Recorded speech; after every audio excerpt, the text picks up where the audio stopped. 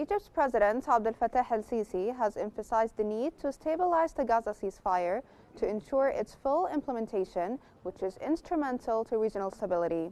That came as President el-Sisi met with Kuwaiti's Deputy Prime Minister and Minister of Defense, Fahd al-Sabah, to discuss regional issues, including Gaza. The Kuwaiti official conveyed greetings from the Kuwaiti Emir, emphasizing the strong ties between Egypt and Kuwait.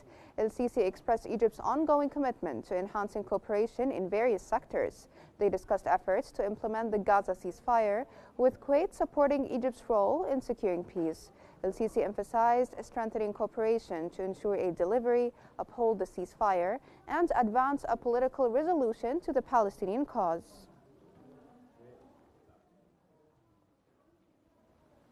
Egyptian Foreign Minister Badr Abdel Ati has reaffirmed Egypt's unwavering commitment to implementing the Gaza ceasefire and detainee exchange agreement.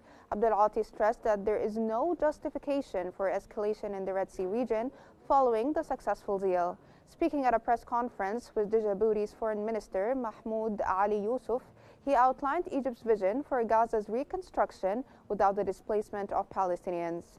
Abdel Ati also reaffirmed Egypt's intention to host a reconstruction conference and emphasized the need for a comprehensive political process leading to the establishment of a Palestinian state.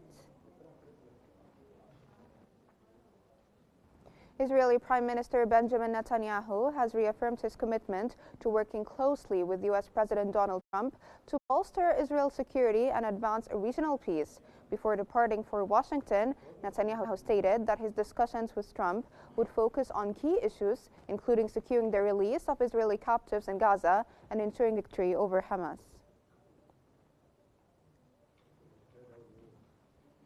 Israeli Finance Minister Smotrich has emphasized the need for a decisive victory over Hamas, the return of all Israeli captives in Gaza, and the strengthening of border security.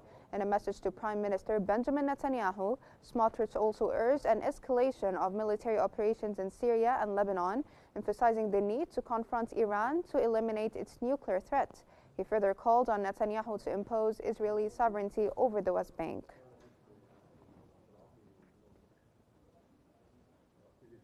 The Israeli occupation military has launched widespread raids in the town of Tamoun and Al Far'a refugee camp, deploying hundreds of soldiers and heavy bulldozers as part of an ongoing military operation.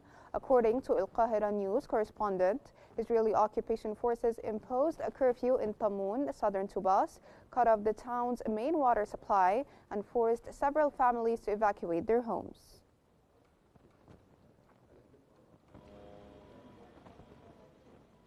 The governor of Tubas, northeastern West Bank, Ahmad Assad, has confirmed that Israeli occupation forces are carrying out a wide-ranging military operation in the governorate.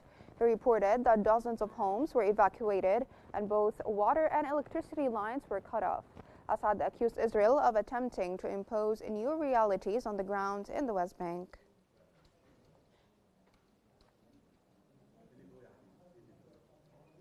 Thousands of Israelis have protested in Tel Aviv, demanding the release of all remaining detainees held in Gaza. Demonstrators gathered at Hostages Square and outside the Defense Ministry following the release of 3 Israeli detainees by Hamas under a ceasefire deal. In exchange, Israel freed 183 Palestinian detainees. The protests highlighted growing public pressure for the full return of detainees amid ongoing negotiations.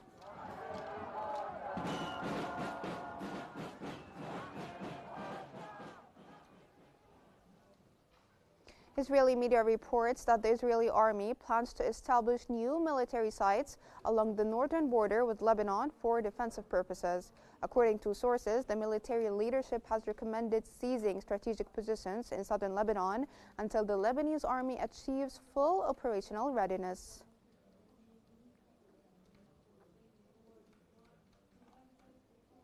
Syrian Transitional President Ahmad al-Shara and Foreign Minister Assad al-Shani have begun an official visit to Saudi Arabia.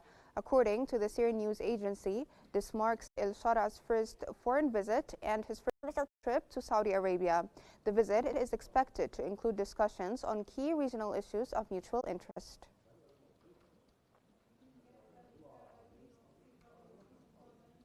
U.S. President Donald Trump has announced that Washington carried out a successful airstrike targeting a Daesh stronghold in Somalia. Trump stated that the strike resulted in the elimination of several Daesh operatives. Photos released by the U.S. Africa Command on Saturday show fighter jets taking off from the flight deck of the U.S. Harry S. Truman aircraft carrier for routine flight operations.